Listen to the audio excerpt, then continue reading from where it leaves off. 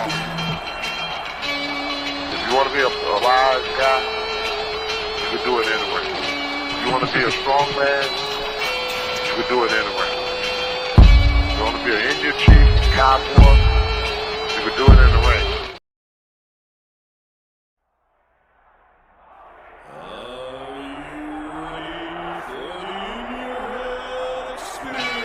I have come here to chew bubblegum and kick ass. And I'm all out of bubblegum.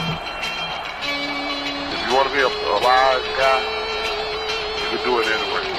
If you want to be a strong man, you can do it anyway. If you want to be an Indian chief, cowboy, you can do it in the ring. You can do it in the mall.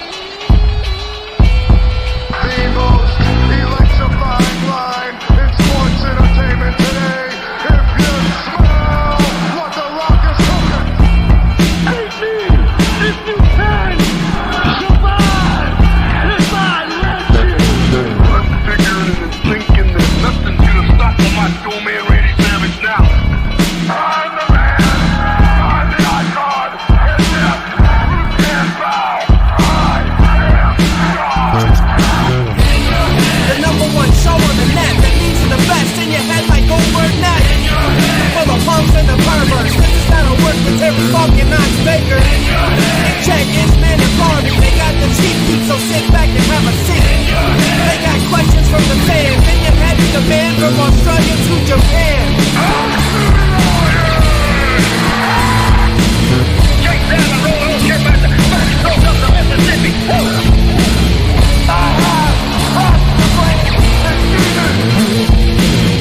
We are bigger. We are faster. And we are all night long. All you idiots, punks, perverts, and fools, be sure and tune in and listen to this show.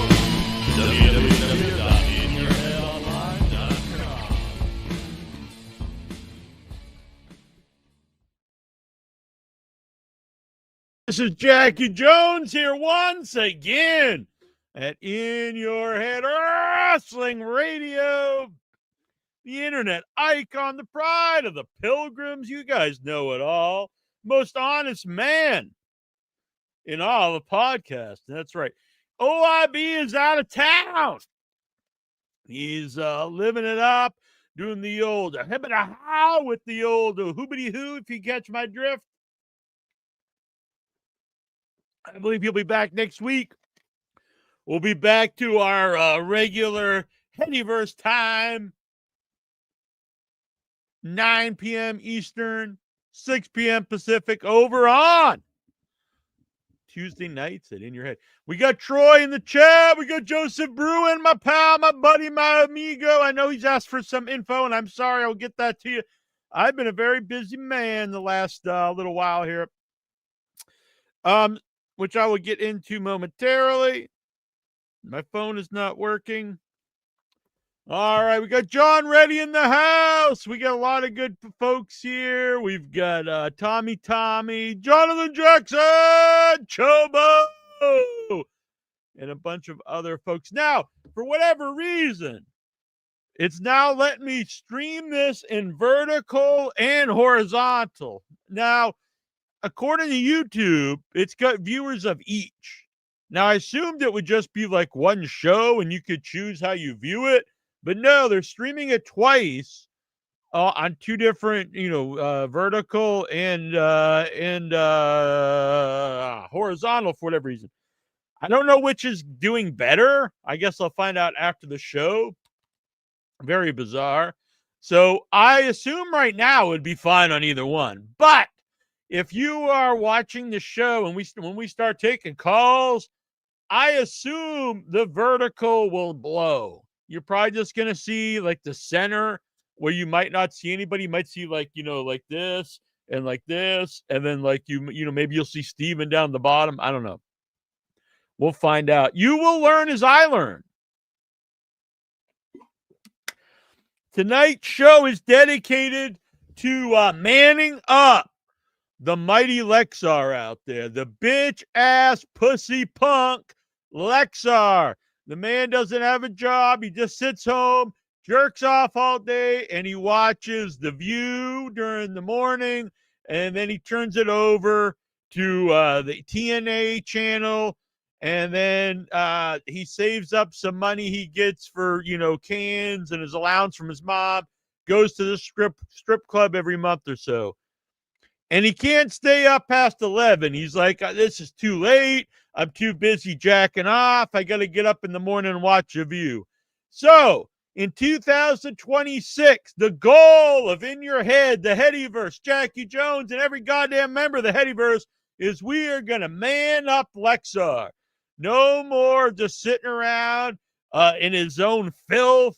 He's just covered in dry jizz from jacking off all day and sitting around watching The View and drinking Mountain Dew. So none of this bullshit, Lexar, and definitely none of this bullshit. I can't stay up past 11 because I'm too busy doing all jack shit nothing. So, Lexar, this is tough love, and we're going to man you up Heady style. We are going to make Lexar a man. He's going to grow some balls. He's going to drop his nutsack and become a man. That's right. This is the AEW. That's right. This is how I kick off the review of Blood and Guts.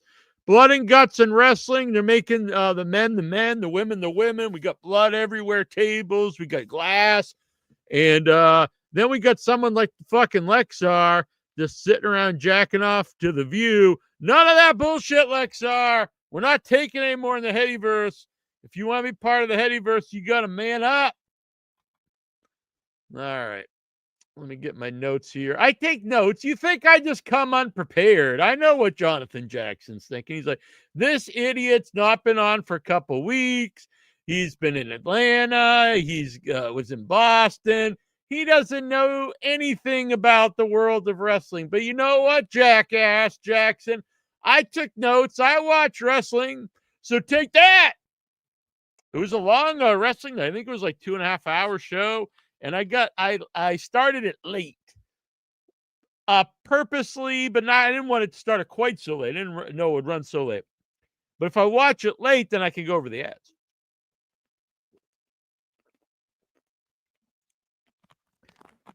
Also, a big thank you to Bubba out there, Jonathan Jackson, Jobs, Brian Matthew Clutter, and I'll have the whole list soon of the folks who have so far donated to help pay for the annual fees of In Your Head.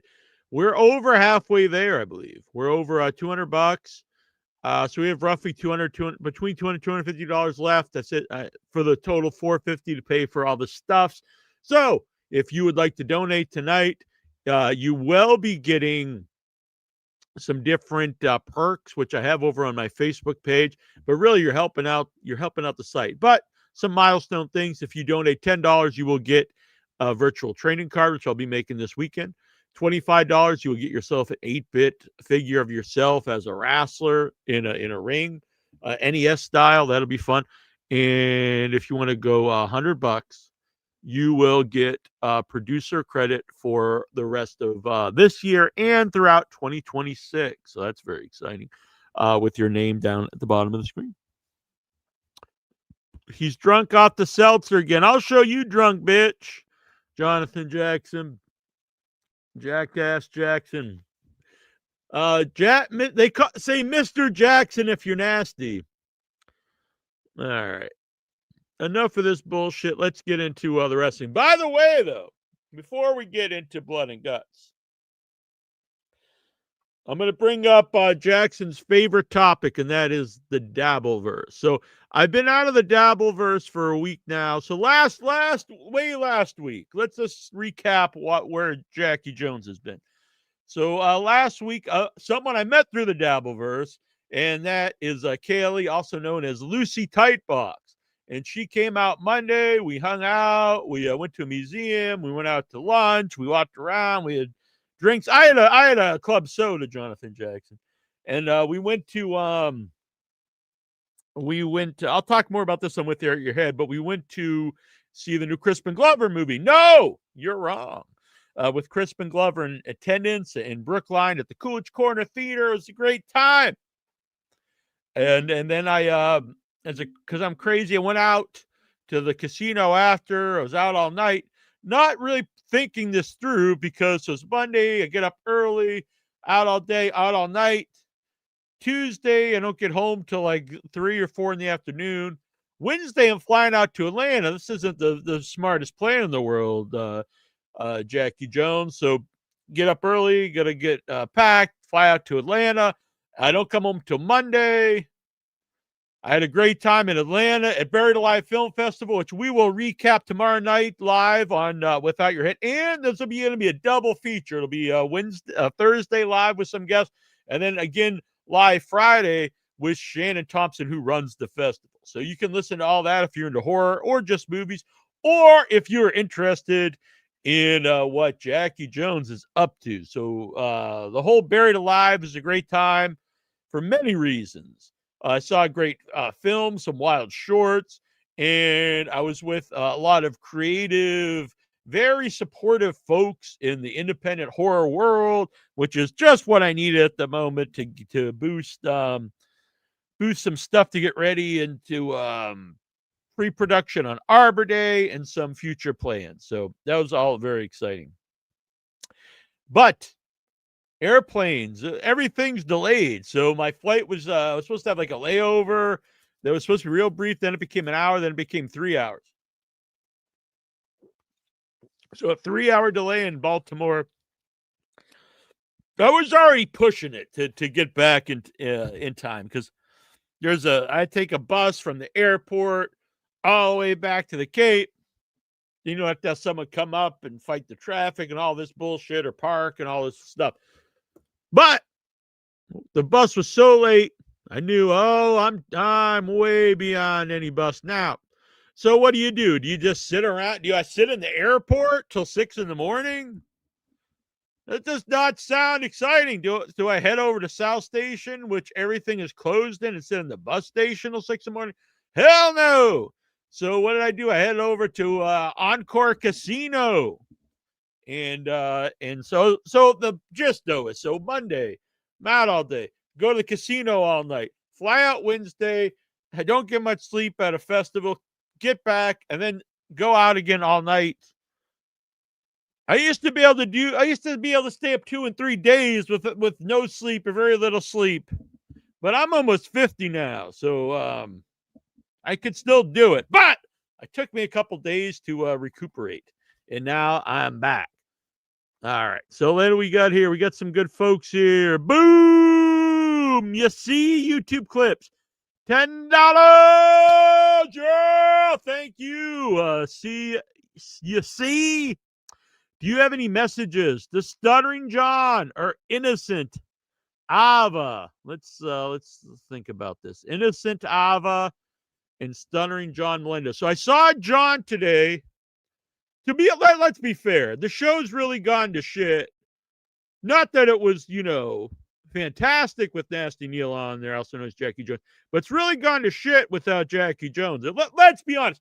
I think it's hard to just say otherwise.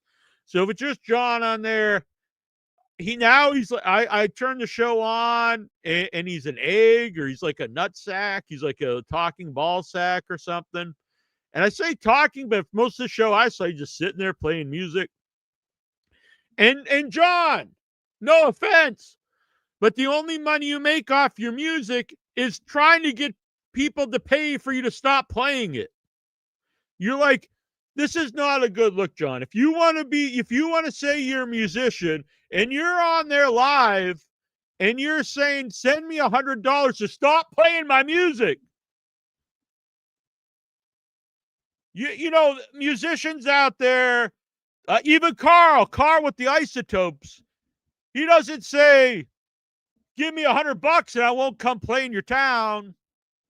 So if you're playing your music and your big pitch is pay me $100 not to play it, that does not speak highly of your music. So he's a nut sack. He's like a hairless ball sack with like some little like stubs. I don't know, maybe either manscapes or he hasn't really grown in pubes yet. And he's got like these, it's like this ball sack. Picture this if you didn't watch it. It's Stuttering John on there as a hairless ball sack with just dead eyes. It's got like the eyes of Jaws. It's like these doll eyes.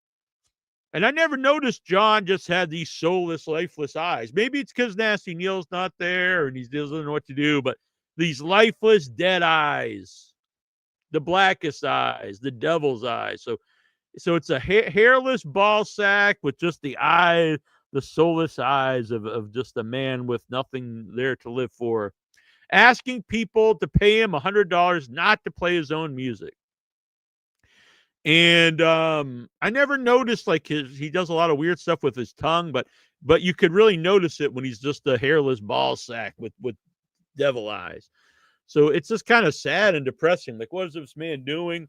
And then YouTube picks up on this, and they're like, wait a minute, we can't let a hairless ball sack live stream. And so they're like, you can't do this, John. You're being demonetized because, you can be a hairless ball sack, I guess, but, you can't make money while you do it. So he's demonetized, and then boom, he like, fuck this. I'm not getting paid not to play my music. Can you listen? This is like a tactic like the FBI does when they were like, when they're trying to get like hostages out, or when they were at the David Koresh's, like with the Branch Davidians, and they just started playing loud music to get people out. This is what John does. He plays his own music to like drown people away. And then it's like, pay me $100 not to play my music. It's actually a pretty smart idea, but I don't think it worked. I was tempted to drop $100 but the thing is, I'm not a Branch Davidian. I'm not stuck in a compound where I have to listen to this. I could just click this off and not listen. So he didn't think it through, too much. It's like, people could pay $100 to stop listening to us, or they could physically just turn it off. So that's probably what they did. So then he leaves. He comes back, and then he comes back as like a dildo that's popping out of like some kind of alien butthole or something. I had no idea what was happening, and I really just thought, my God, my old pal John, is he having a nervous breakdown? Has he just lost his all mental capacities? I thought what I was watching was going to one day be used in like as evidence why John needs to be locked away, like, in an institution. Like, so he's going to go on, his family or whoever, they're going to like, or maybe Vinny the lawyer's like, we need to do a wellness check on this guy. He's a hairless ball sack, and now he's a space dildo. And I just figure like what I'm watching, this will show up one day. It'll be like a hearing. They're like, do you have your mental capacity here to like take care of yourself? And then they'll show a video, and he's just there like a hairless ball sack telling people to pay him $100 to stop playing his music. And then he pops back up again as a space dildo. And they'd just be like, yeah, we want what's best for this guy. And maybe he just can't take care of himself. So they put him away. So that's what I feel. Innocent Ava, oh my God, her honesty's through the roof. So she was to backtrack here, a few weeks ago, I was on Keanu, and she was losing her mind, Ava, because I agreed but not agreed enough with her with stuff with Shuli. So she's like, call me cocksucker like 85 times. And then that goes on to the Stuttering John show. She does this again and blows up. It was probably my best appearance on a Dabbleverse show. People were talking about it. But so I stood up to Honest Ava. And so then you go a little bit down the line. She goes on a Pineapple show. People in my In Your Head group here, they have no idea what's going on. And trust me, I'm going to review Blood and Guts. I actually took notes. But I'm just trying to explain here for YouTube clips. So Innocent Ava goes on a Pineapple show, and she starts just talking about me out of the blue. Well, that's not true. That's not true. I will backtrack. what happened was, she started lying like she does. Boy, when you start paying attention, she is just a compulsive, honest of it. And so she starts just, and it's not even really anything that important, but she just starts talking about how she messaged Stuttering John wants to come on the show, and going through the history of how she became a regular on Stuttering John podcast. And just 2 or 3 days before this, she literally said that she never asked John to come on the show to me. And I said, not even the first time. She specifically said never happened. So the pineapple is there. And I'm like, well, Innocent Ava here is caught lying again because she just said she never asked. And she's like, you can't prove it. And like, show the clip. Like, I walk around with clips of everything anyone's ever said.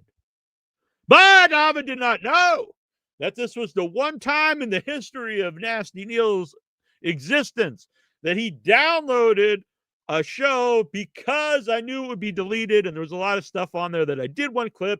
And thank you to the clippers out there, Doom and Joe Burr out there who clipped the show. And I apologize, In Your Head fans. We're gonna get to the wrestling here momentarily. So it's easy to clip. I clipped it out. Boom, she lies, and then boom, I show what she really said. I have no idea what happened after that. I was in Atlanta. She's probably on shows talking about Nasty Neil, but it's very strange because I do know she's on BYB and Nasty Neil's name is brought up again. Now she's saying she has no issue with Nasty Neil, and it was all John who didn't like Nasty Neil. Just complete fabrication and bullshit. So you all right, this is my advice out there. I'm out of the Honest Ava business. But anybody out there who befriends Ava, the Keanu, Stuttering John, beware, because she is a snake. Everything she says is a lie. I think you clearly trying to set people up. So be careful. Don't tell her anything you don't want people to know down the road. And don't come back and say, Nasty Neil told me so. Just remember now. I'm not wanting credit for that, but just remember, because down the road, she's going to turn on you both. Nasty Neil sees it. Everyone else sees it too. So anyway, Space Dildo, Hairless Ball Sack, Stuttering John. I don't know, buddy. I don't know, man. I think you're losing it. I'm kind of fearful for what's going on in there. Those soulless eyes around a ball sack. I don't know, man. So thank you for the $10, and I hope I answered that question. All right. Big Nasty boom. Yeah. All right. Let's see this. I knew Jackson would love that segment. It's doing really well on X at the moment. My X fans like this. Terrible Troy, you should force folks to pay you. All right, there we go. If we someone super chat, and we'll have Flea on here. Is that how that works? Or do I add Flea on and then I'll be like, pay me to kick Flea off? Nasty Near World Order, Nate G in the house. That's right. How are you, buddy? Wendy's diet. I am good. I'm great, thank you. Had a really good week. And now I've caught up on the sleep. All right, now, my friends, Jonathan Jackson out there. Flea, if you want the link to did you watch the show tonight? Why is my phone not working? It says accidental touch protection, but then it will not undo. It won't do shit.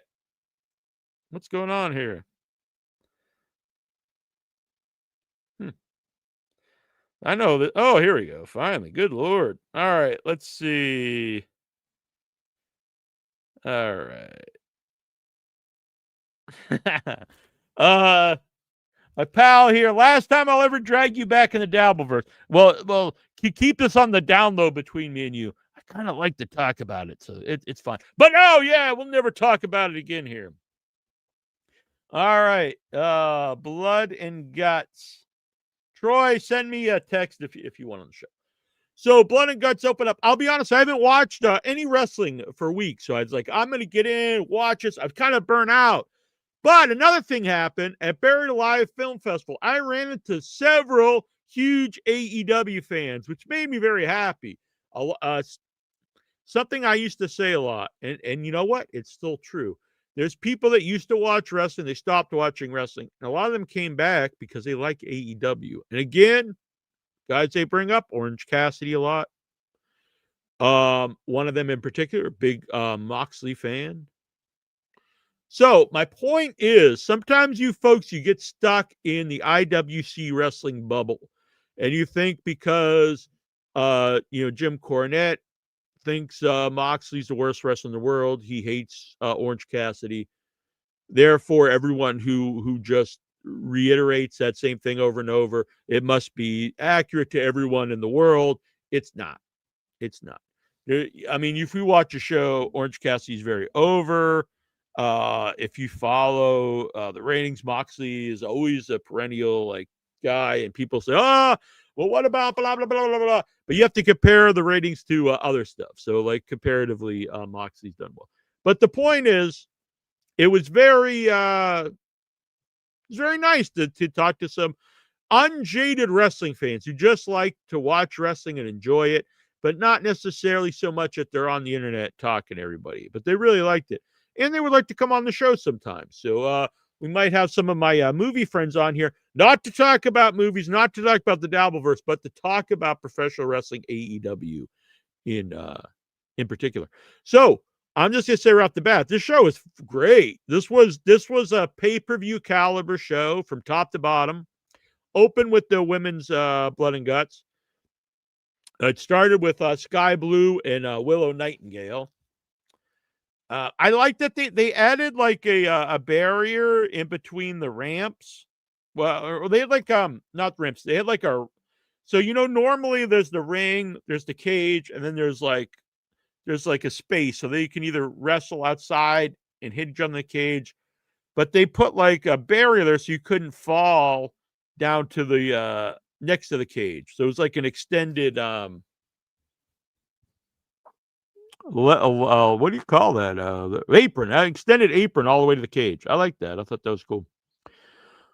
So we had Sky Blue and Willow, and the heels won the advantage, which you should. I know it's kind of cliche, but in these kind of things, the heels should always win because you don't want your baby faces to not be the under. You don't want the heels to be the underdogs. My only thing is, so when it was these two in there, and Sky Blue's bleeding right away, very profusely, which was I'm not against, but it was weird then to see Willow smiling so much. She's just got this big ass smile on her face. It's like you're destroying this woman, and she's bloody, and then another person's gonna come out, and you're gonna be double teamed here, and you just yeah. And not smiling like I'm beating their ass, smiling like you're about to party and prancing around the ring. I know that's her gimmick, but there's times to shut that off, and this was one of them. Julia Hart came out. I'm a big fan of Julia Hart. I think she's one of the most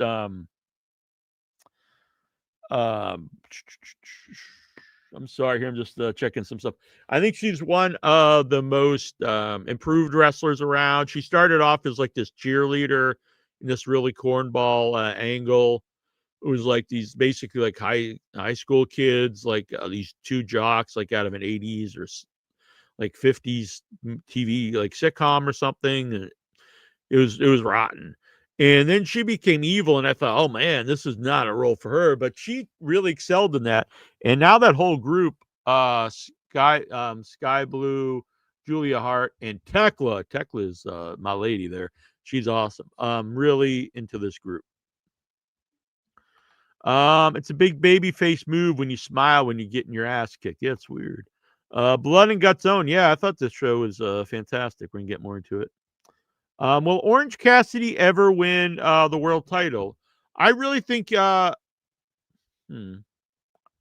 thought there was a couple times he really, after he beat Jericho, I think you could have at least had him main event a show.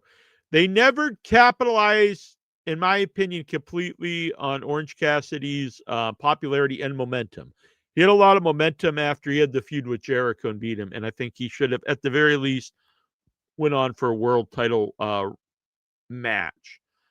I think he could definitely have a run as champion too. But I think before then, you should probably do it with Darby, which I think we will see at some point in time. Yeah, best trios. I agree.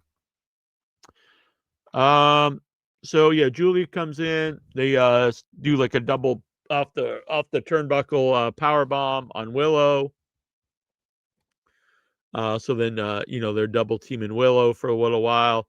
Harley Cameron comes in with a chair, who I normally do not like. I'm not really a fan of hers. I find her very annoying. She did have a funny spot a little bit later on, which I liked. Tekla came out. Tekla to me is superstar. I would have put the title on her instead of a Statlander if they wanted it off Tony Storm. Statlander's really not over to the degree she used to be.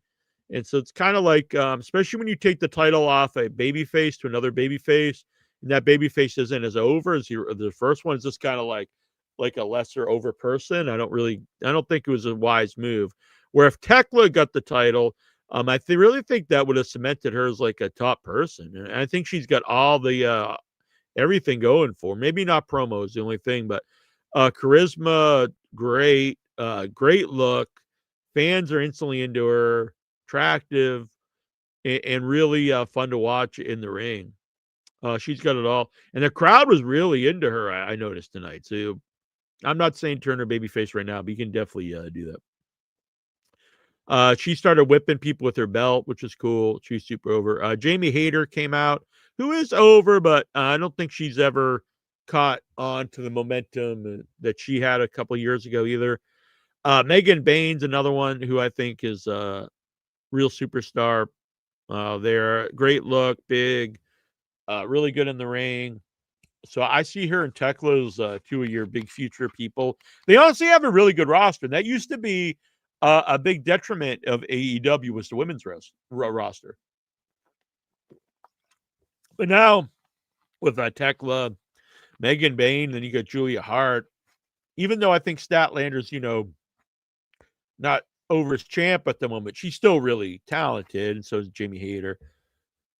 Monet, you got a lot of course, Tony Storm. Used to be really was Britt Baker, and she's done herself no favors. And honestly, used to be like, wow, they really need her back, but I mean, they don't. Let's see, Statlander then came out after Megan Bain. They had like tax and stuff in the ring. Monet was super over too. Mercedes Monet comes out. We had the big CEO chant. Crowd was really into her. Mina, what's her name? Mina Shirakawa. I'm not into this person. She did like this really goofy dance later on where she started beating someone in the leg with a baseball bat and then just started doing like this sexy, like goofy dance. I was like, it's not really the time to do that, is it? I don't know. I'm not a fan of hers. What's her name? Shafir. She's honestly not very good, but she does have a presence to her.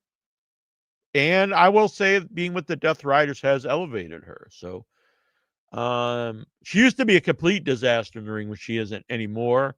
I do think she's someone that you have to kind of protect, that you can't just use as a normal wrestler. So there's something there, though. There is something there. We had a lot of blood. Shafir slammed Statlander onto a bed of nails. Tony then finally came out. Tony Storm, I'm a big fan.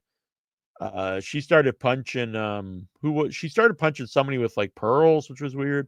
Shafir botched a 619 and the cameraman cut away. That was good. So this was really good match, and eventually we got to like they're doing all the finish, like everyone's trading off the finishers, and then Harley Cameron pulled out the puppet, and they grabbed the puppet, pulled it off her hand, and underneath the puppet she had brass knuckles, And this was the first time I think I've liked Harley Cameron. I was like, that's a good spot. All right, that was cool. And there was also cool. Julia Hart and Tekla were like climbing through the cage itself, like the apparatus, like the corners, because the women are slender, like a guy can't do. This was the first women's blood and guts. So I thought that was kind of cool. Kind of reminded me like in Aliens or something when they're like climbing through like the air ducts. So they climbed out to get outside, and then they started throwing some of the baby faces out of the ring, which was interesting, I thought. Statlander and Monet did like a big table spot. It was pretty wild. Tony was using her shoe in the ring. Tons of blood everywhere. We had a broken champagne bottle glass that Tony brought out. We saw a double DDT on Shafir. That's when Mira brought out the barbed wire bat and started using it, and then dancing, which was strange. But she did a really cool figure 4 with the bat, which I'd never seen before. That actually looked really good. I like that spot. I did not like Shafir sticking her own foot in the glass and then stomping on somebody. I just thought that was stupid because she's barefoot. If it was boots, I'd be all right with it. But I get doing something like when they wrap barbed wire around their arm and do a clothesline. You're sacrificing your arm, but sacrificing your feet to like stomp on somebody, yeah, it's not a well thought out spot. It's kind of stupid.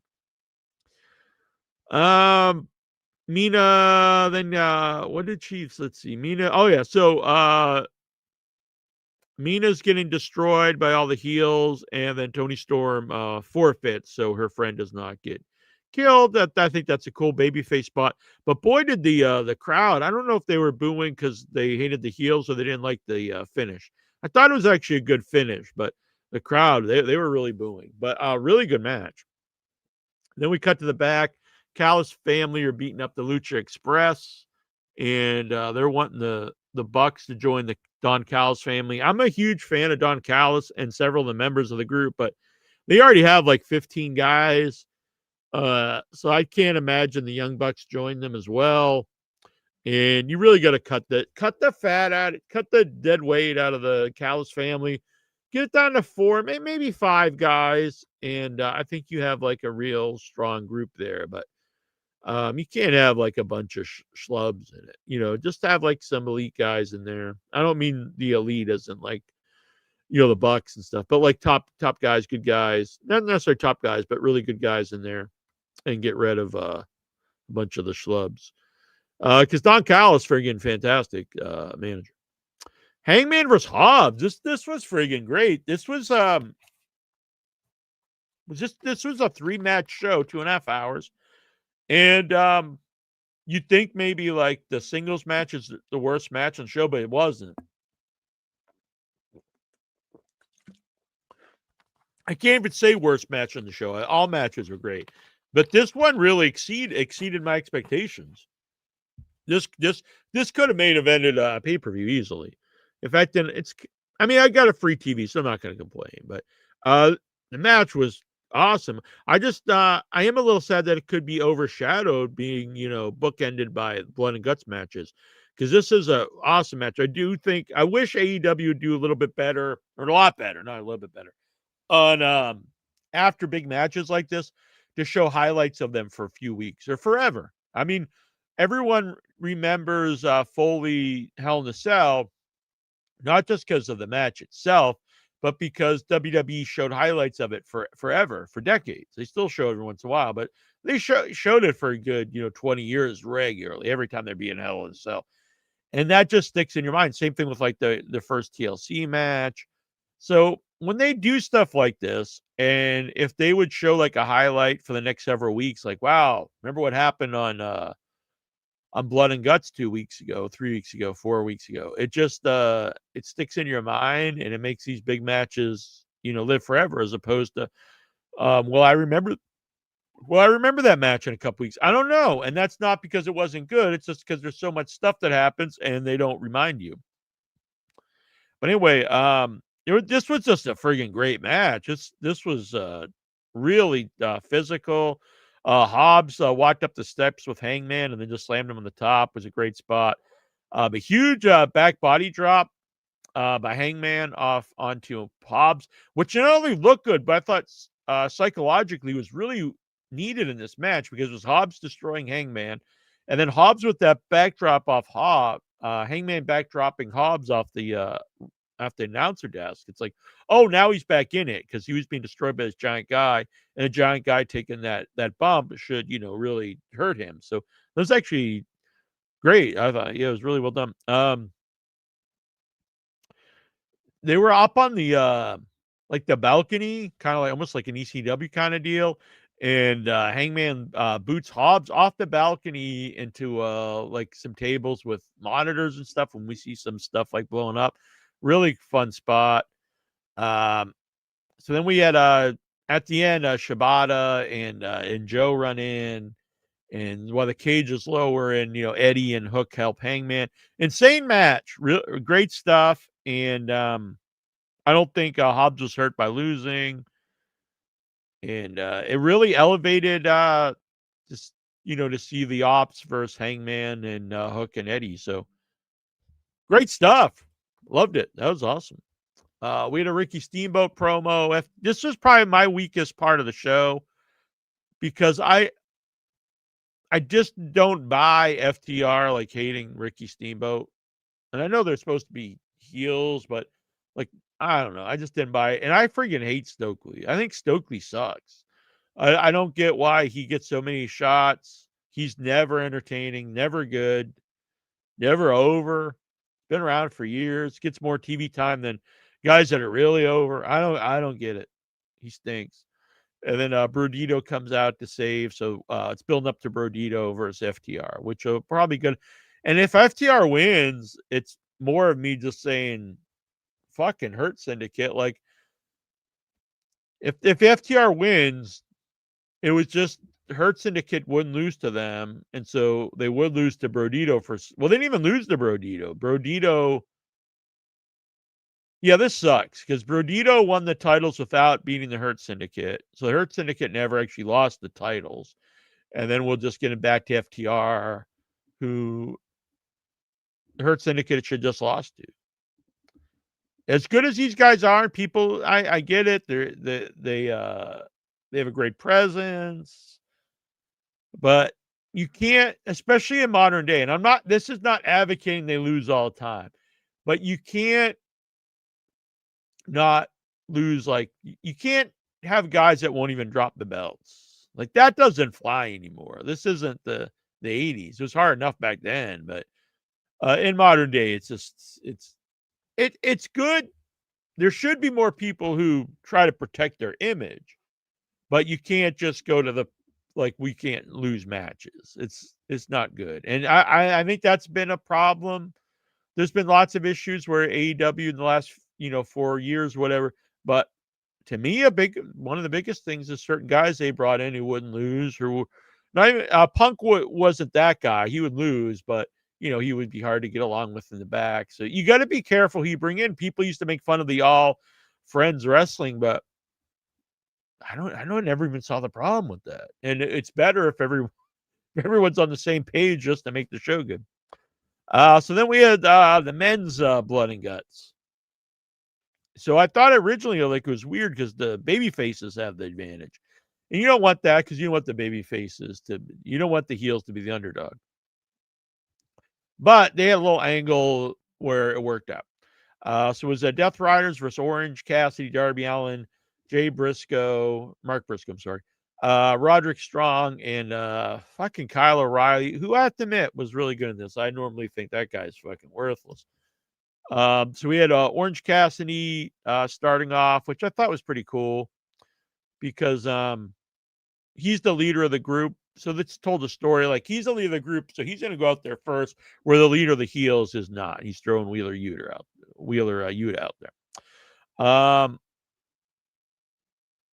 thought it was strange that Daniel Garcia came out with like a COVID mask. Like, is that supposed to make him look badass? He had like it wasn't like a cool mask. It was like a little mask you wear at the doctor's office, or we had to wear it during COVID. Like, this guy's gimmick is he's afraid of COVID. And he's supposed to be like a badass heel. You can't be a Death Rider and afraid of COVID. Like, what the fuck? I didn't get it. So Mark Briscoe is hurt backstage, supposedly. And so then I was really like, oh, fuck. Of all the people to hurt, like, you can't hurt Darby or Jay or Orange in this match. Take out fucking Useless O'Reilly or Roderick Strong. He's a little better, but who really gives a fuck about him either? But not Mark Briscoe. Ugh. So Roderick Strong finally comes out. Claudio gets out there. Claudio does a great press slam from one ring to the other. At least have Roderick start yelling again. Adam! That's the only time he's interesting. If he doesn't yell that and wear glasses, I mean, who gives a flying fuck about Roderick Strong? He's clearly better than Kyle O'Reilly. And he doesn't look like just a complete fucking worthless idiot like Kyle O'Reilly. But he's really bland and boring. And Kyle O'Reilly, good fucking Lord. And then speak of the Kyle O'Reilly comes up. Moxley comes out and he almost tripped going over the barricade, which I was like, uh-oh. So Kyle, he's like, I'm gonna show this Jackie Jones, this nasty Neil, that you can I'm not worthless. So he starts bleeding like a fucker. He's bleeding. I don't know if that's the saying. He's just bleeding everywhere. He's stealing my gimmick. What is useless? Boom. So, the COVID mask. I got you. Yeah. Well, I get that. I mean, you could probably catch some diseases from the Headyverse. I'm afraid, even though, we're virtual, like when you see like Lexar jump on here, like, holy shit. Wait, whoa, get my mask. And who knows what you would have got from Swax. He's always swaxing that ass. Knows he's got a lot of germs. I mean, I probably couldn't disagree with this anymore. And I honestly think I don't really even believe people who says this. Moxley sucks, man. His facial reactions and the tap was so. I completely disagree, and I really can't even take someone like seriously if they say that Moxley shit on the mic. I mean, I just can't even take it seriously. I mean, he was a huge standout in the Indies, NXT, Shield, WWE. He's been, I would say, like the MVP of AEW. And I never heard anyone be like, this guy sucks until Cornette started saying. I was kind of talking about this earlier.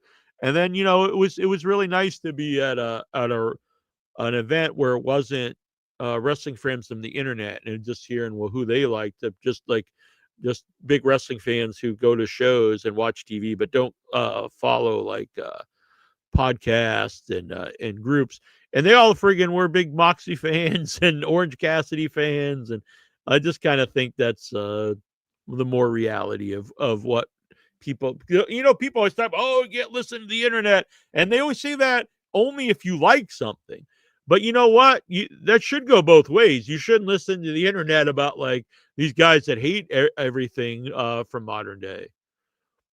I mean, if you just hate the product so bad, which that's your prerogative, you can hate it, but why would you really listen to them? It's like we want to cater to people who completely hate us. Like, okay. And not to our actual fans who are here. Yeah, I agree.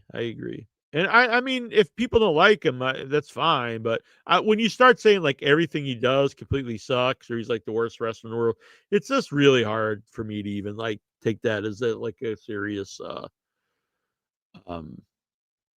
don't know. I don't even think it's like worth debating, and especially promos. So Kyle was just bleeding like and just insane. Fork down Darby's back. So I wrote in my notes, it blows that we're not getting Mark, but then Mark finally comes out there. So O'Reilly's starting to make himself useful. He's bleeding bad, and like his looks like his face is all destroyed, like over his eyes and stuff. And so he starts tying up the chairs, and they're like dragging the chairs up to the top with Mark Briscoe. Friggin' Gabe Kidd comes out, and I'm like, who the fuck cares about Gabe Kidd? You need to do some video packages on these guys to explain why anyone should care. You can't just assume we all followed this guy's career. I really got a kick out of Moxley staple. So Orange Cassidy's doing his like kind of comeback. He puts his hands down in his pants and does his stuff. And then Moxley, I really got a kick out of this spot. Moxley staples Orange's hands in his pants. So he's stapling the pants to his the pockets. This was good because it's funny and it would hurt. I got a big kick out of that. I like that. They're dragging Darby up on the Titantron with like a belt around his neck, like they're gonna freaking hang the man. Gabe lights the tables on fire, and freaking Claudio, I think it was Claudio, and it was Pac. Pac press slammed Darby off the Titantron or the Elitron, I guess, through these flaming tables. That was freaking great. And Darby was on fire for a little bit, not like his whole back, but he, his pants and stuff got on fire and was rolling around a little bit.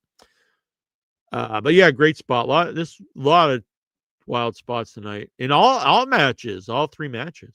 Moxley was choking Kyle at the chain. Well, he had him in the choke. Then they put Kyle's head in a chair. They're gonna let what do they used to call that? I forget. The Pillmanized. They're gonna Pillmanize him. Orange rips his hands free out of his pockets. I just dropped my coffee. Give me 1 second, folks. Rips his hands out of his pockets. Then we get Briscoe with a superplex to the table outside. Orange with the big punches. He finally hits a big Superman punch on Moxley. And then Roddy was throwing everyone through tables. Let's see. Claudio grabbed Orange around the neck. He like kind of caught him. And then he push him off the ropes to like do like the pop up into the forearm, and then he reversed into the Orange punch. And then Orange finally hit the one on Moxley, and then so Moxley gets Orange punch. That side of the ring was kind of cleared out, so Kyle's got him in the ankle lock. Moxley reversed into a choke, which was countered again into an ankle lock, and then to the knee bar. And I completely disagree with the chatter earlier. Moxley really sold this great and tapped out. See, the thing is, like, you're saying it's corny. Wrestling is corny. Like, a guy bouncing off the rope is corny. So this was really well done, I thought. And it was very dramatic. And I think it would have completely sucked if he just put on it and Moxley just tapped out. He was selling it. And then he tapped, and you don't see Moxley, tap out really. So I thought that was a great finish. I wouldn't have had Kyle O'Reilly be the guy, but maybe they're trying to give this guy something because I'm saying every week I don't think he belongs in the top. But if he's a guy who makes Moxley tap out, maybe you could do some with him. I don't know.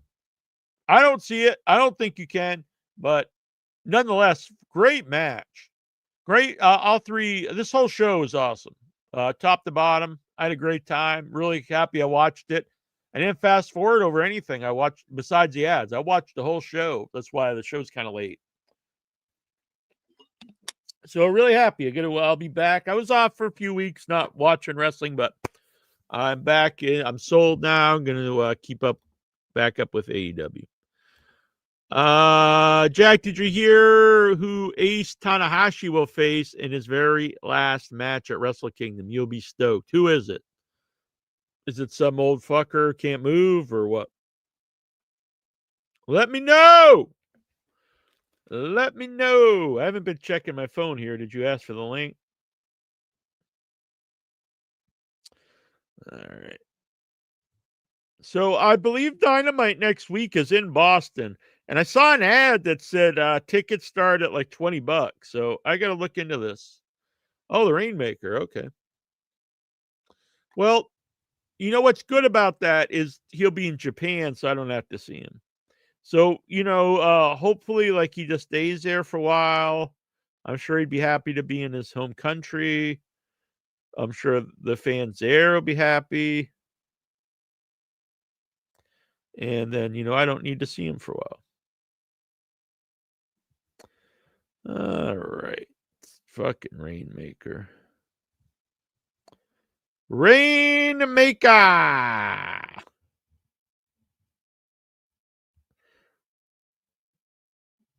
All right, let's see here. I'm going to send out the link. I don't want to stay here all night. Well, I do, but I can't stay here all night, is what I should say. All right, so here's the link if you want to come in and talk wrestling. I'm going to get to these questions.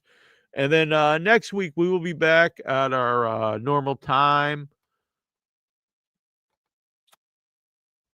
Tuesdays at 9 p.m. Eastern. And help support the channel here.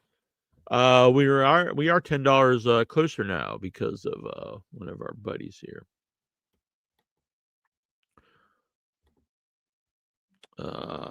Where Lear? Huh?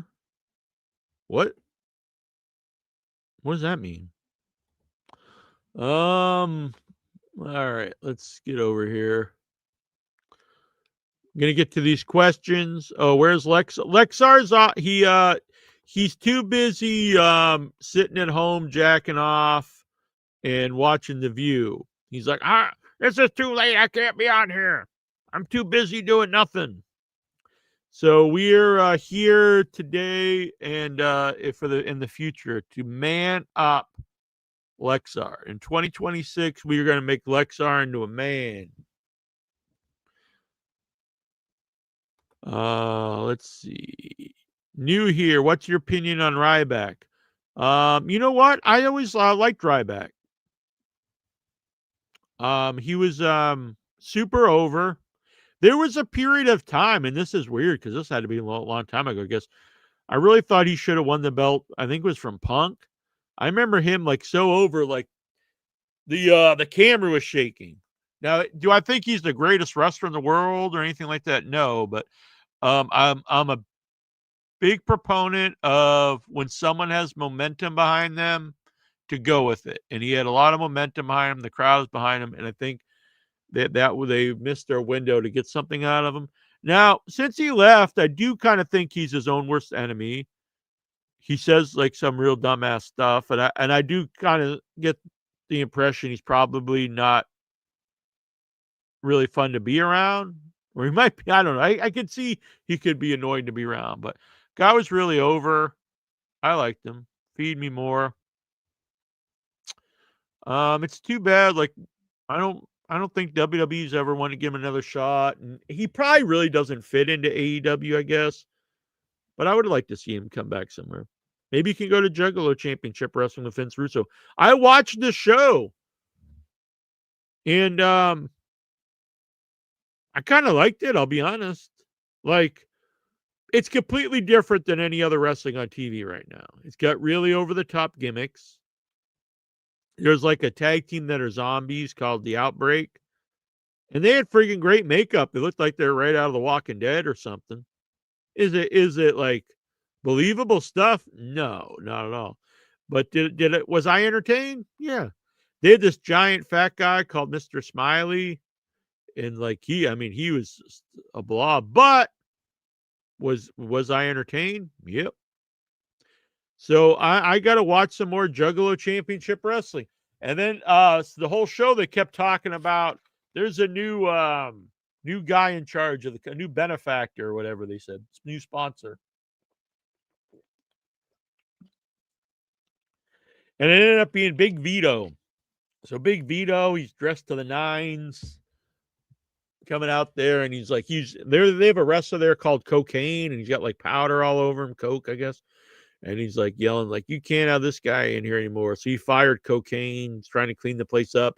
But he's dropping F-bombs and stuff. I liked it. I'll admit, Why I liked it is because it's so different than everything else on right now. I mean, well, I like every week. I don't know. We're gonna give it a shot. I'm gonna watch some of this. They had like a battle royal, had like a Bigfoot in it and stuff. Does that people are like, are you fucking crazy? Are you doing some of this cocaine or something, Jay? I don't know. I thought it was entertaining. I always like Ryback as a wrestler, but Ryback as a person, just sad old man and complete. Yeah, that's kind of what I was going at about. Like, I could see him being his own worst enemy. He's not really want to wrestle anymore, according to his TikTok. I mean, I would assume he would have gone back somewhere if he was so passionate about it. My boy Wrestling with Regret is the lead commentator for GCW. Oh, sweet. Yeah, I watched it first time. I actually liked it. I'm interested. You know, Russo's, I guess, the creative guy behind it now, which is probably evidence since Big Vito's there. I liked it. I don't know. I have contact with Russo. Maybe I'll get him back on here and talk about it. I'm genuinely interested. I always like ICP. I think they have a really big following that anytime they've been in wrestling, like their following comes. Are they the greatest thing in the world? No. Are they entertaining? Yeah. And when I was in New York a few weeks ago, I watched Big Money. Is it Big Money Hustlers for the first time? The ICP movie. I had quite a good time. All right. So here's the link if you want to join me. I think some people were trying to join, but I actually didn't see them. So give it a shot here, and I'm going to get to these questions. And if you would like to send in questions in the future, you go over to facebook.com/group/IYH Wrestling. And you can send in these questions. What's up? Hey, Ritter for John Ritter. sorry about that. I couldn't mute my other page. What? I couldn't mute my other page before. Oh, that's all right. I apologize. You son of a bitch. You heard like dice rolling and bells ringing and shit. No, I didn't hear anything, actually. Okay. All right. Well, it's all muted now. All right. Were you watching some porn or something? No, I divert myself with Monopoly. Oh, Monopoly. I'm a big Monopoly fan, so I like that. What's your go-to piece? And if you know this, I used to collect Monopoly sets, but then they started making a bazillion. It would be impossible to collect. In real life, I like the race car, but in the video game, they just make it look like a big cock with wheels. Oh, that's even better. Yeah. So what do you use? The dog? I always kind of like the dog. I use the race car, but I just know that it's a big cock with wheels. Hell yeah. I like that. What if I bet you're just using a cock with wheels, and then you're like, no, it's a race car. Someone walks in. Yeah, you caught me. And when I'm alone, I paint the racing stripe on myself. Then you watch like Daytona 500. You know, wait a minute. These are just a bunch of cars. And I go, vroom, vroom. That's what I say when I come. Hell yeah. Vroom. That's going to be the question here for everyone. What do you say when you jizz? Tyler Steven wants to know, handsome Jackie Jones, how did you become so damn handsome? Asking for J.D. Howard. Boom, I'm just born this way, buddy. How powerful is the ba of a power goat? So I don't know if everyone knows this, but I'm the one who gave him the name Power Goat. And originally he hated it. He was not a fan. But I thought it was a really silly name. And then now look at it. Now it's a heady award-winning name. How many times has Jonathan Jackson won Rookie of the Year? I would say not enough.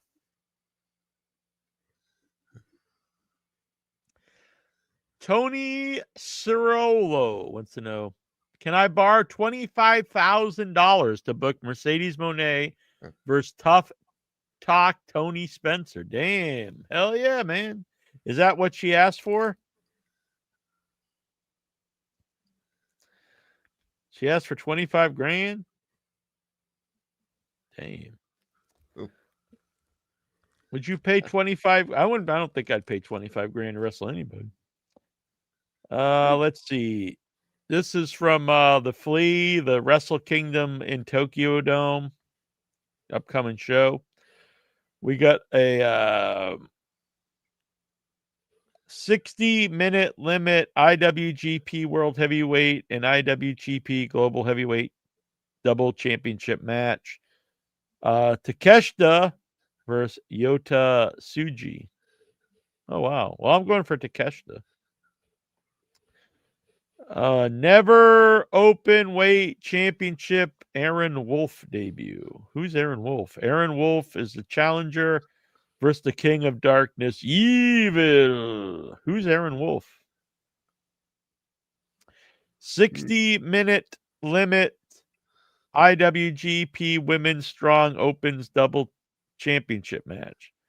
The IWGP Women's Champion Suri versus the New Japan Strong Women's Champion Saya Kamatani. So are both belts on the line? Like they're gonna like unify them? I don't quite know. IWGP Junior Heavyweight Championship match, number one contender 4-way. El Desperado, Kosi Fujita. They're tagging versus Taiji Ishimori and Sho. And then the Hiroshi Tanahashi retirement match. Tanahashi versus Okada. That should be a double retirement match. I think that would be cool. Like both guys go out together. That's what I would do. All right. Both belts. Okay. Wolf is a legit gold medalist. All right. By the way, everyone in here, let me know. Are you watching this on vertical or horizontal? I see the vertical isn't bad though. It shows like I'm glad I'm on the top, but I'm topping John already. Vertical. Oh God, I thought I felt something. That's why you're saying vroom vroom. Yep. Jonathan Jackson, how do you feel about Triple H currently having 7 former AEW talent, CM Punk, Cody Rhodes, Ethan Page, Mariah May, Ricky Starks, Jade Cargill, and Stephanie McCurr, hold titles solely for the purpose, despite you for saying that they're doing nothing with AEW talent? I think you should put the belts on whoever you think. You shouldn't hold it against someone if they were formerly in another company. Otherwise, why even hire these people? All right. The next one is a video here. I'm going to get ready in a second. Jonathan Jackson's been going crazy with the AI in your head here. Here we go. That dumb fuck Jack thinks I'm actually out of town when I just don't want to do the show with his annoying ass. That's not even AI. That's just Fincher. That dumb fuck Jack thinks I'm actually out of town when I just don't want to do the show with his annoying ass. Damn, you know that's really Fincher. That dumb fuck Jack thinks I'm actually out of town when I just don't want to do the show with his annoying ass. Dang. You know, I think AI Incher is closer to the real Incher than Incher. Nikhil, the feud between Aleister Black and Damian Priest. What about it, boy? Began on June 20th. It ended in November. Thoughts, and did you enjoy it? I never saw one single match or interaction, but I'm sure it was great. 12 years ago today, Dixie Carter vacated the TNA Championship and announced an 8-man tournament to crown a new champion after AJ Styles rejected a new contract and left with the title. The rise of Magnus Nick Aldis was coming. Memories? Memories. Nope. CM Punk feels he is doing his best work of his career at the moment. Nah. Pump having to say the friendship bracelet matches and a WrestleMania Saturday main event built around Paul Heyman choosing a friend is the best work of his career. Nah. I mean, I can't say, I'm not going to say it's bad stuff, but it's definitely not the best stuff of his career. Wow. Like, I don't know. It's hard. I'm a lifelong Punk fan, but it's really hard now. Like when he comes back after 10 years of trashing the company, there's like, I'm home again. And then he goes out there and he apologizes to Saudi Arabia and the prince. Like, oh my God. Imagine back in the day, like ECW was like, today on ECW, Sabu chooses a friend. Yeah, right. Today we're gonna see Sabu apologize to the state of Delaware. Oh, Jesus Christ! I think In I this- know why I quit watching. it's so my. And he's like one of the last guys who, like, you know, he stayed out of WWE for almost 10 years, or I think 10 years. And I'm not even begrudging the guy going back. Whatever. But good Lord, you have to be such like you have to just like let him just totally fuck you over, make you look like the biggest like schmuck. And this, I mean, he was on Twitter saying that the Miz was sucking the blood money, the cock of the blood money cock of Saudi Arabia. Now he's out there wrestling in Saudi Arabia. They think his middle name is Bill Burr. Exactly. Yeah, that's another thing. You can't be out there saying, screw all the billionaires and there shouldn't be billionaires. And then you go and you perform comedy for not just billionaires, but someone who actually murders people and like rips them apart. And people get mad at you and you don't understand. Like, yeah, what the fuck? In this melodrama era where too many wrestling characters are agonize over their morality, my favorite person to watch right now is Okada. Oh my God. The guy's a total cunt, refuses to entertain I would just say refuses to entertain. I would just full stop there. The idea that he isn't to make life easier for anyone else and absolutely loves it. Thoughts? I think he fucking sucks. He's like, can barely, I don't think he even tries to perform. He's just out there like collecting money and fucking blows. just wait till he chooses a friend. That's going to be good. 21 years ago today at Judgment Day 2004, Mordecai defeated Scotty 2 Hotty in Mordecai's debut. Memories. I do remember that.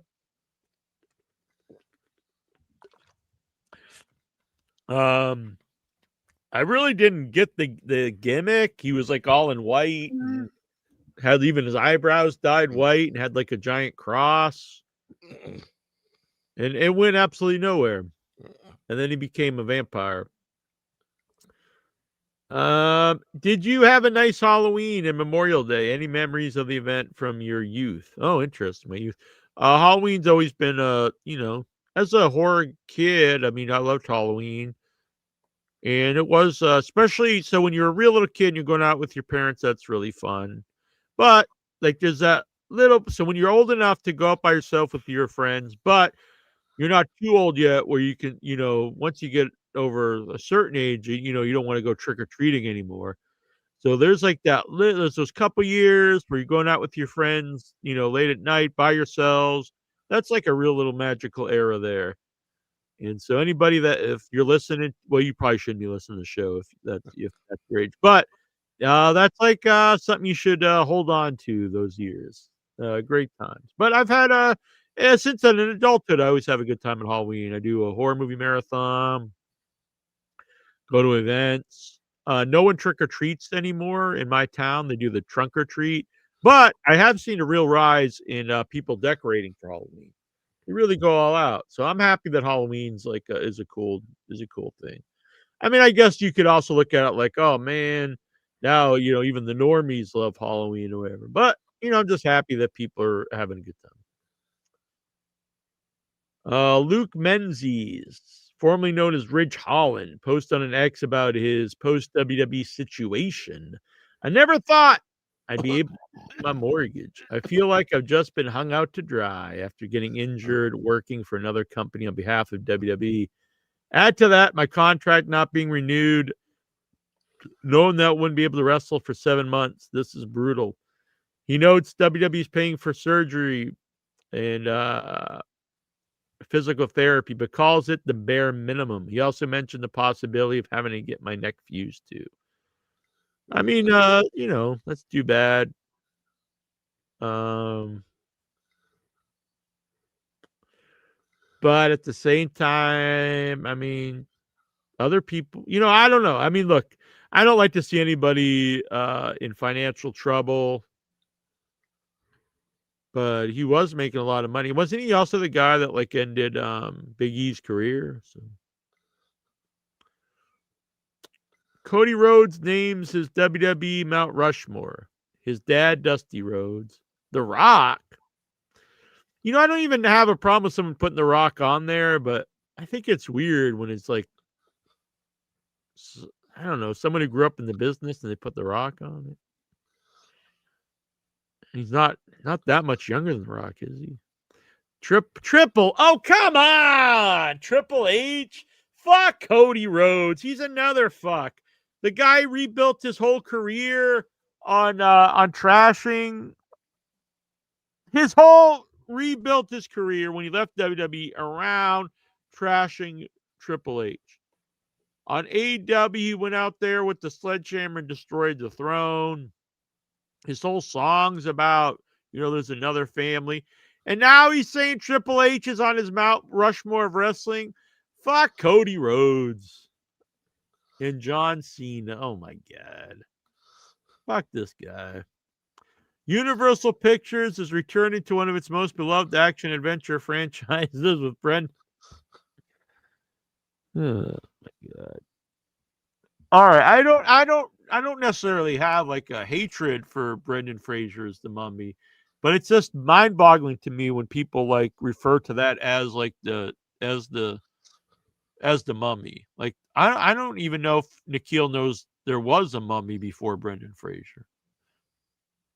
But anyway, Universal's return one of its most beloved franchises with Brendan Fraser and Rachel Weisz is discussion to return to a new Mummy movie.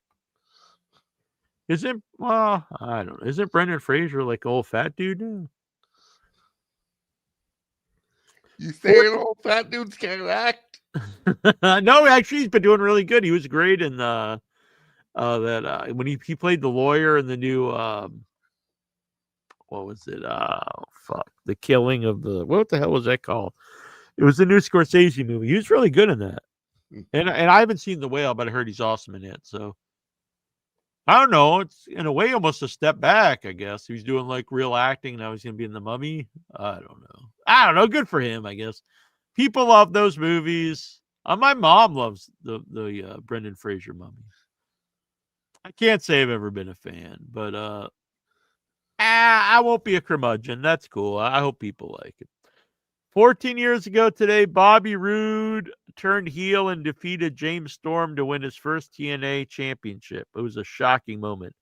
Started one of the best heel title runs in the history of wrestling. Huh. All right. Well, I always was a Bobby Roode fan. It's too bad he never really got a fair shot in WWE, like the main roster, because he was so over coming out of NXT, and like they did shit all with him, which is too bad. Matt Hardy says his AEW run made him ask himself, why am I still doing this? Thoughts? I thought the same thing. I thought, why the fuck are you still out there? 20 years ago today, TNA put out a press release that a major acquisition would be debuting at Genesis. The acquisition would be Christian Cage, just a few days after his WWE contract expired. What a moment, memories. I know a lot of people loved his TNA run. I did not. Was not a fan, but I am loving his current AEW run. Grand Theft Auto 6 will now release on Thursday, November 16th in 2026. Damn. I've never played a Grand Theft Auto. Is it anything like Excite Bike? I love Don Callis and his family, even if it's so many members. I'm a huge Don Callis fan, but they just gotta trim the fat. They got a lot of J-Brons in there. Triple H's next big idea for Cody Rhodes to book another AEW rematch versus Aleister Black. Neither of them do much for me, to be honest. Chris Jericho says TNA looked like the second biggest company in the world at Bound for Glory. The crowd looked huge. It looked huge. It was like a WWE level crowd. The place was packed. I was watching this and not saying anything out of school here, but comparing it to watching Dynamite when they were at the ECW Arena, which looked like a Tony Condello taping. Sorry, it did. TNA looked like the second biggest company in the world, and that was amazing. The presentation was amazing. Wow, that's a kind of shit thing for Jericho to say, though. And he's still under contract. I don't know. But anyway, I assume he's going back to WWE. WWE's boom period appears to be definitely cooling off. Yeah, I agree. It was bound to happen. But with those ticket prices at insane numbers, like they're gonna, I think, quickly run into a problem because the product's not very. I see a lot of people really hating it online, and you're gonna, when you're as hot as can be, and you're selling, tickets for just like $7,000 and $80,000 for pay-per-views or whatever. You're not going to be able to do that if people aren't like super into the show. Maybe you will for WrestleMania, but not like regular shows. TKO President Mark Shapiro says WWE needs to move past PLEs that were created by Vince McMahon. What does that mean, though? Like, like Great Balls of Fire or stuff like that, but you can't like all of a sudden get rid of WrestleMania. I mean, that would be lame as fuck. I get it, he ain't a great guy, but guess what? He created the company as we know it. He didn't create I get it, he got it from his dad and all stuff, but you can't just look, and I'm not a Vince McMahon guy.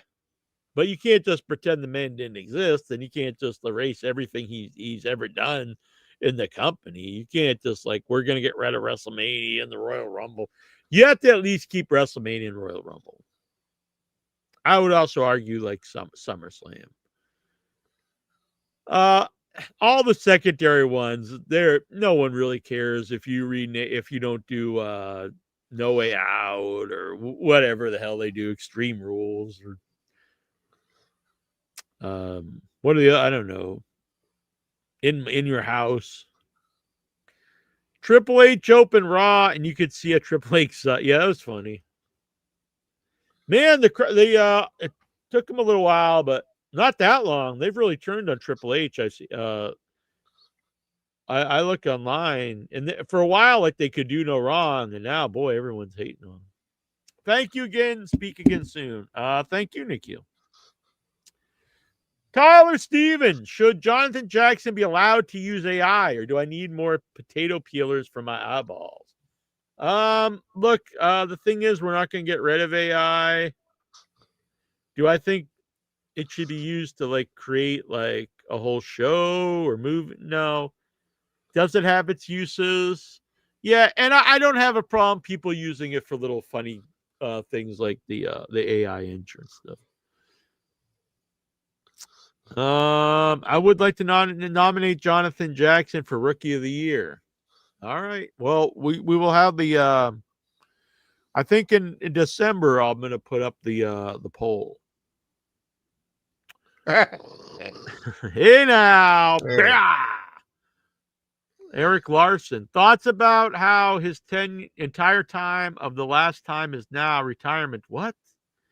Thoughts about how this entire time of the last time is now retirement tour is just the setup to get Mark Henry out of retirement into one last match with Cena, who actually won't. No, I don't think that's good. I think he's retiring. Lexar, Nick Khan says that TKO has increased ticket prices as appropriate with. Fuck that. And Lexar is a weird dude. So WWE has priced him out of watching it. He can't watch it on TV anymore because he can't afford the platforms. He can't go to shows, can't afford the prices. But yet he sits there and loves it. Like, that's a real whacked out. That's just insane, don't you think? Who's To, your like, daddy? Could you imagine, like, you can't afford to watch this show at all, and you're excited about that? You're like, well, as long as they make even more money, that's awesome. Like, what kind of idiot would you have to be? Trump's America. Yeah, that's the guy that people vote for. Lexar, Rich Holland has been released from WWE for yeah, we know. Fight Wrestling, along with Cultaholic Wrestling, released a video of New York City Mayor Zoran Mamdani attending AEW Grand Slam. Who gives a fuck? Good for him. And it's weird. It's like, so you hate this guy because he went to AEW? Wait a minute, Lexar. You hate. I know you hate the guy, even though I don't want to pick on Lexar, but if it wasn't for social benefits, Lexar would probably be homeless. So I'm not saying that to be mean, but you can't be against like stuff that well, you can apparently, I guess, but you're against stuff that like lets you live. So anyway, also this idea that you hate this guy for going to a wrestling show when you're a fucking wrestling fan on an internet wrestling show. Like, shouldn't you be happy that people like wrestling? Nothing else do I want. That I don't. There can't be any other like fandom that actively thinks if you're a fan of what they're also a fan of, you're a complete idiot. So, like, if you're a big Star Trek fan, you wouldn't be like meet another guy like Star Trek and say, "Oh my god, what a fucking loser! He likes Star Trek." Or like if you were an NFL fan, you're not like, "Oh man, this guy's an asshole. He likes football." But wrestling fans, not all of them, but they're people like Lexar. They're like, "What? This guy likes wrestling? He must be a complete imbecile. He likes what I like. How fucking dumb can this guy be?" On a related note, the AEW fans are giddy with.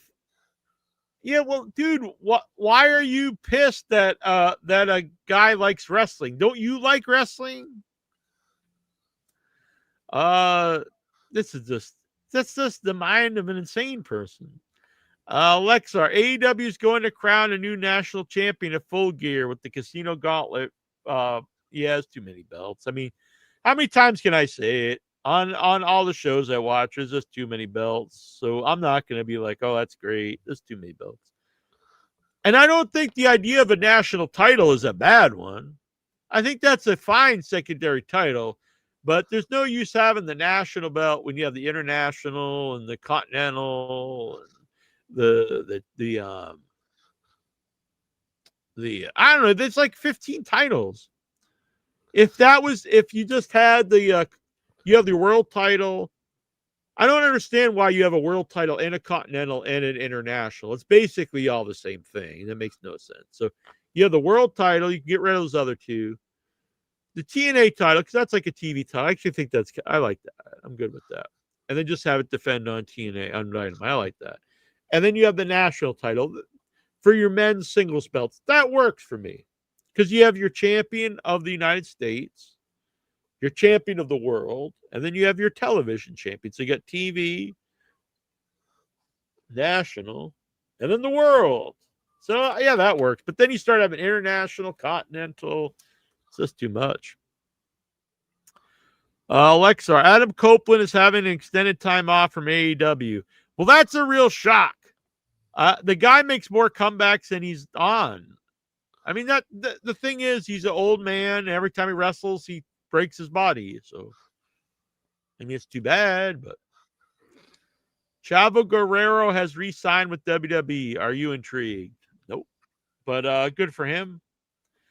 Eddie Guerrero's daughter, Sherilyn Guerrero, is beginning wrestling training at Booker T Wrestling School. Are you intrigued? I am.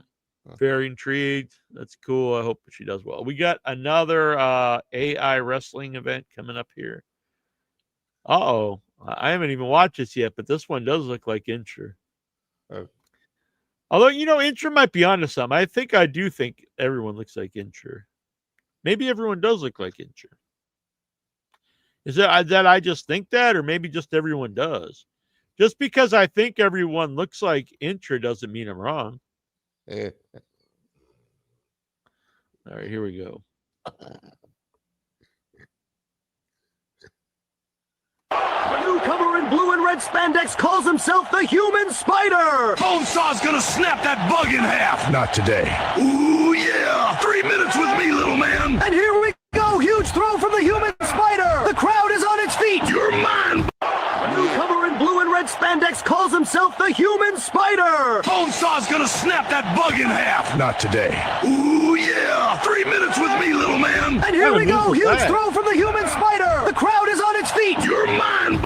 The newcomer in blue and red spandex calls himself. Well, I enjoyed that, but nothing personal. You're not your best work, Brian. But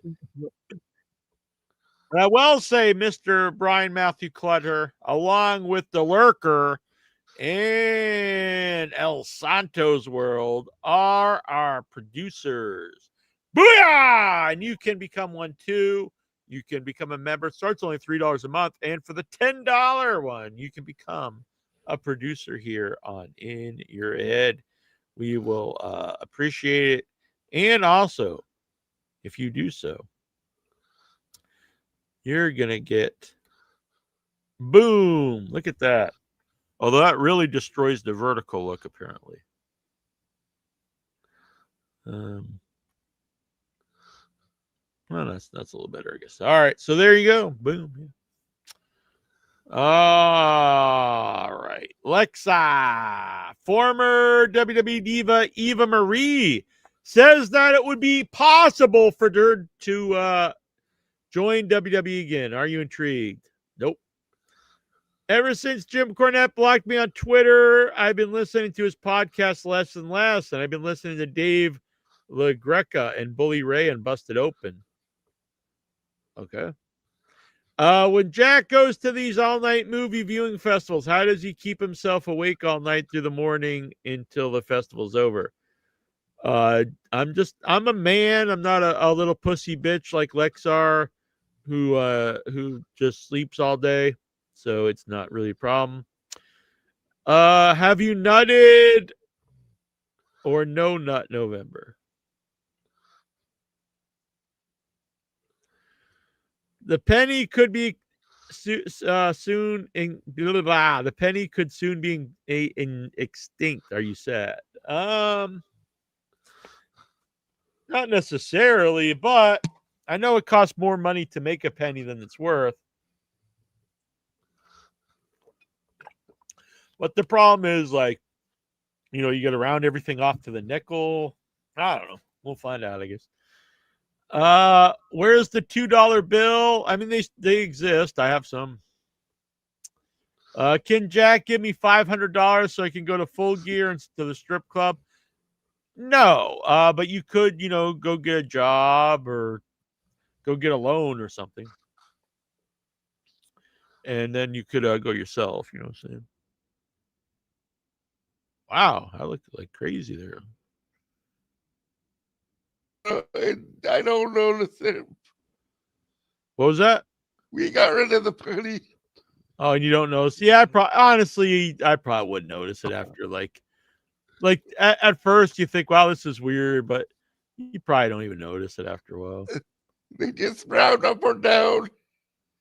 Yeah. The fucking thing. They are. I mean, even now, like when you go anywhere, yeah, everywhere you go has like a jar that has pennies in because it's more of a hassle to, it's just like for your change. If you buy something and the change comes to 3 cents or whatever, 7 cents, you got to dig. Most people don't have change in them, so you just take it out of this thing. It's kind of just become more of a hassle. So. Yeah, I'm sure no one would care after. I'm sure people will bitch about it, but after not very long, you're not going to notice it one way or the other. There, here we go. I mean, and honestly, when I was a kid, if you'd see a penny, you'd pick them up. But if I'm walking, I see pennies, do I pick them up? I mean, no. If I see a quarter, I probably do. I want the WV, but I can't. Jack plugged me up good. Give me a frosty spoon so I can exfoliate this poop. A spoon? Please. Okay, here you go.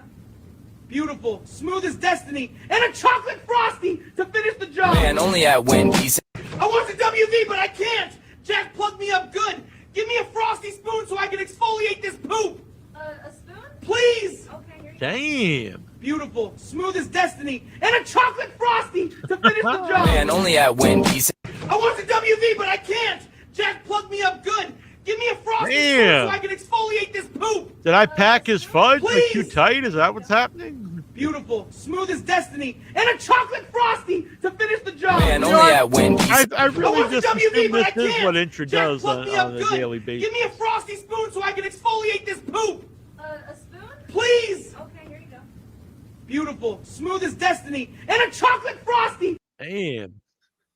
That doesn't sound very pleasant. To exfoliate your poop with a spoon? It's better than a fork. I guess. Yeah, good thing you didn't go to KFC and they give him a spork. Oh. Has anyone ever used a spork in wrestling? That, like Abdullah or somebody? I don't know. Yeah. That could be someone's gimmick, pull out a spork. I've also always thought, why, I'll be perfectly honest. I think a spork is a great utensil. So why don't they make like metal sporks? You only ever see a plastic spork, but I would own like metal sporks at home or like fine silverware sporks. I'm saying the spork is underutilized. We need more sporks. Why isn't there a spice combination of spoon and knife? Oh, that's a good one, honestly. Yeah. That's probably a good idea. You cut it and then you flip it up at the end, and you could cut and eat with the same utensil. The spice. The spife. All right. I like this. I had good food. I'm not a giant fast food guy, but I found out there's a place that does not get enough love, and that is the Steak and Shake. People always tell me Whataburger, In-N-Out Burger, and everyone knows Wendy's and McDonald's and Burger King. But no one ever talks about the Steak and Shake. And I say that is the best fast food burger out there.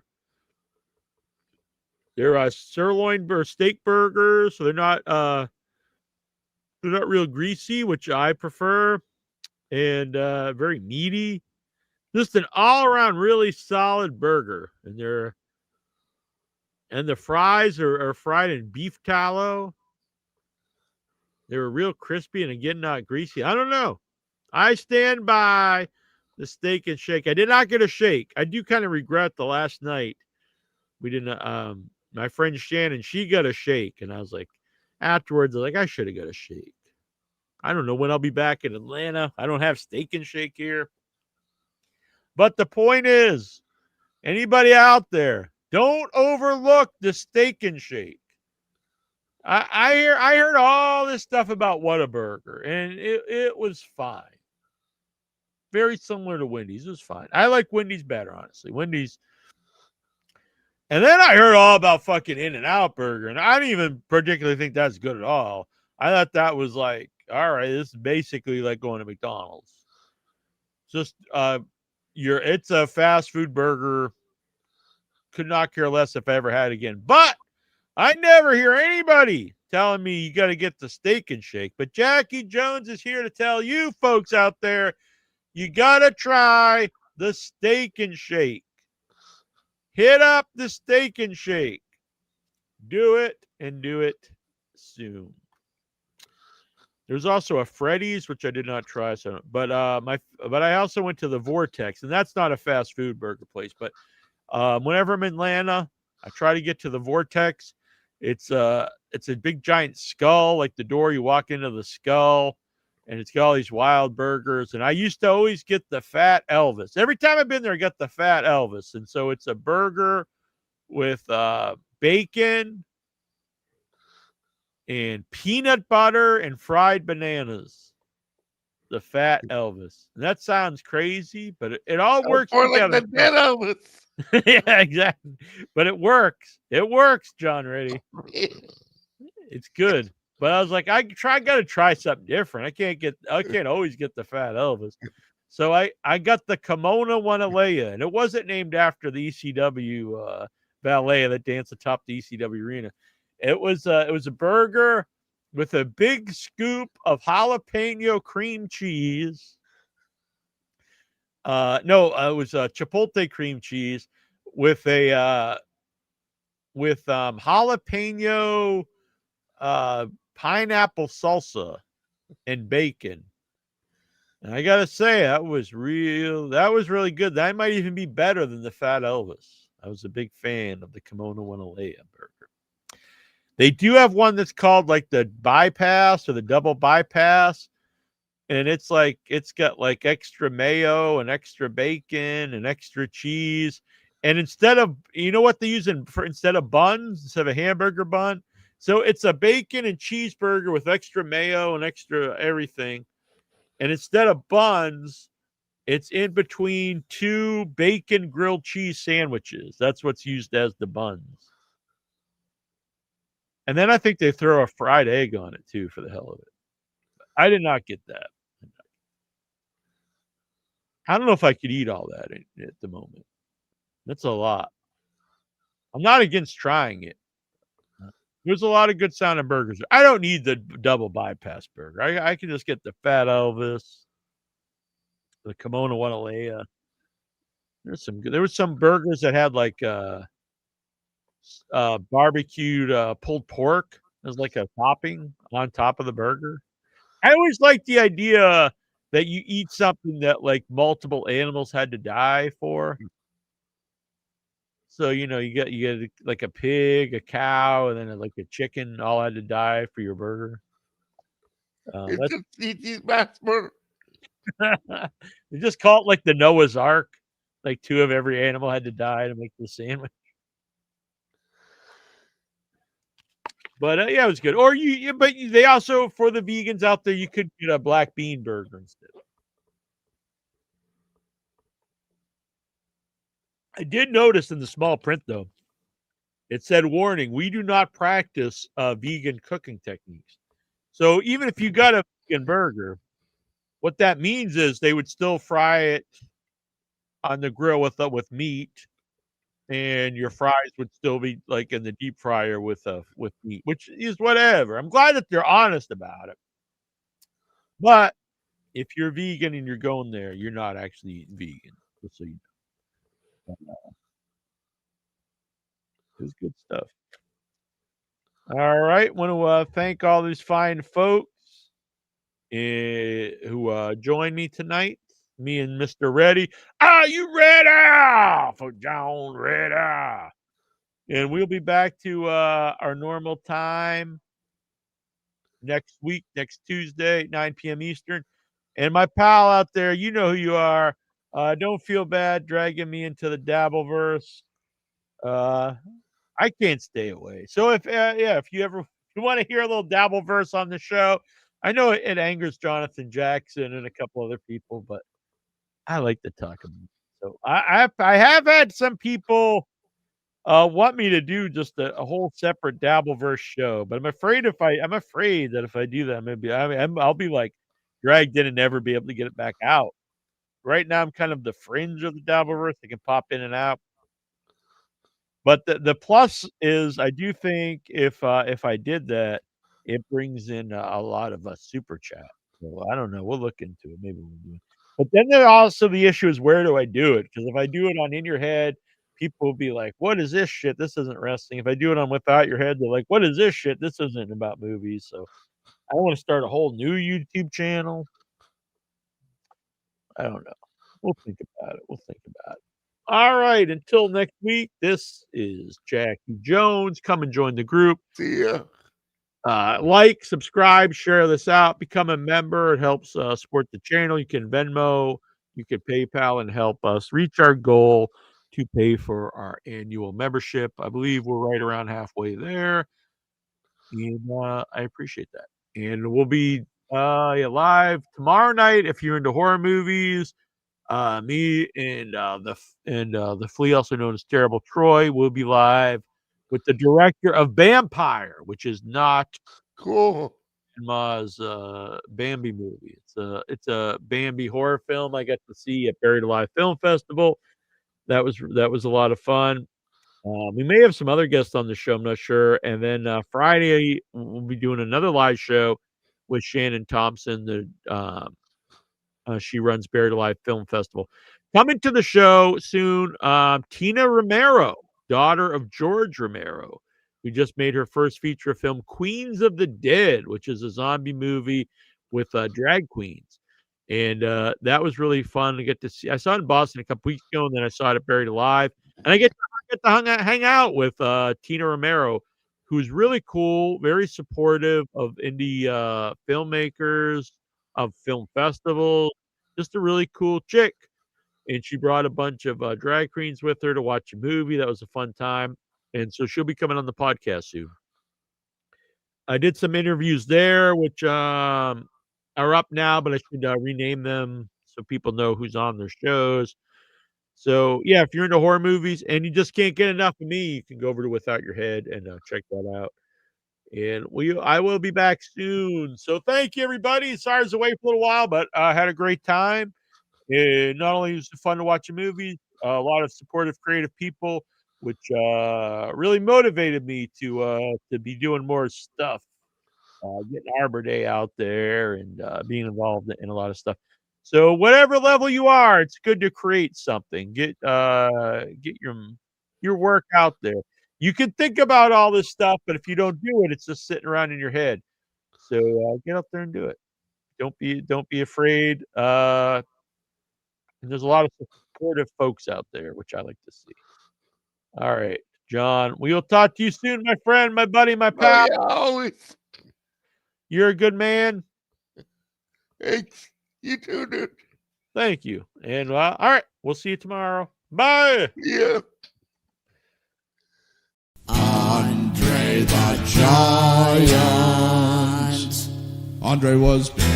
Yeah, yeah, yeah. It was not small. No, no, no. Andre could drink and he could fight. Drink, drink, drink. And a fight, fight, fight. Andre was big.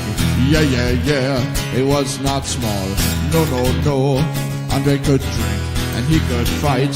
Drink, drink, drink. And a fight, fight, fight. Andre the Giant. Andre was big. Yeah, yeah, yeah. It was not small. No, no, no. Andre was great. He was not bad. A great big heart and a great big man. Andre was big. Yeah, yeah, yeah. It was not small. No, no, no. Andre could drink and he could fight. Drink, drink, drink. And a fight, fight, fight. Andre the Giant. From Grenoble, France.